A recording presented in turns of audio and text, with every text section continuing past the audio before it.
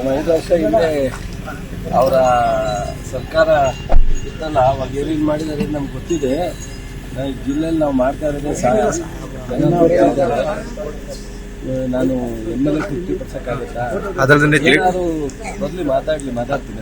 ಅಲ್ಲ, ಜಿಲ್ಲೆ ಎಲ್ಲ ಶಾಸಕರು ಇವ್ರು ಬೇರೆ ಅವ್ರು ಬೇರೆ ಏನಿಲ್ಲ, ಎಲ್ಲ ಶಾಸಕರು ಒಂದೇನೆ.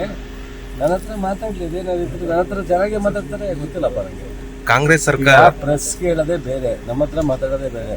ಪ್ರೆಸ್ಗೆ ಜನಕ್ಕೆ ಈ ಒಂದು ಏನೋ ಅಭಿಪ್ರಾಯ ಬರಬೇಕು ಅಥವಾ ಇಲ್ಲ, ನಾವು ಜನ ಅವ್ರಿಗೆ ಎಕ್ಸ್ಪೆಕ್ಟೇಷನ್ ಜಾಸ್ತಿ ಇದ್ದಾಗ ನನಗೆ ವಿರೋಧ ಪಕ್ಷದಲ್ಲಿದ್ದೀನಿ ಅಂತ ಹೇಳ್ಕೊಂಡ್ರೆ ಒಂದು ಸಮಾಧಾನ ಆಗುತ್ತೆ. ಕಾಂಗ್ರೆಸ್ ನಮ್ಮ ಹತ್ರ ಏನಿಲ್ವಲ್ಲ, MLA ಆ ಥರ ಏನು ಹೇಳಿಲ್ವಲ್ಲ. ಕಾಂಗ್ರೆಸ್ ಸರ್ಕಾರ ಬರೀ ಗ್ಯಾರಂಟಿ ಯೋಜನೆಗಳು ಜೋತ್ ಬಿದ್ದೈತೆ ಅಂತ ಹೇಳಿ. ಹೌದು, ಗ್ಯಾರಂಟಿ ನಿಲ್ಲಿಸ್ಬೇಕಂತ ಅವರ ಪ್ರೆಸ್ ಮೀಟ್ ಮಾಡ್ಸಕ್ಕೆ ಹೇಳು, ಕುಮಾರಸ್ವಾಮಿ ಅವ್ರ ಕೇಳಿ, ದೇವೇಗೌಡರು ಕೇಳಿ, ಗ್ಯಾರಂಟಿನ ನಿಲ್ಲಿಸಿ ಅಂತೇಳಿ ಆಮೇಲೆ ಯೋಚನೆ ಮಾಡಿ. ಪಾಪ ಭಾಳ ಅನುಭವ ಇದೆ ಅವರಿಗೆ, ಅನುಭವದ ಮಾತು ಕೇಳೋಣ.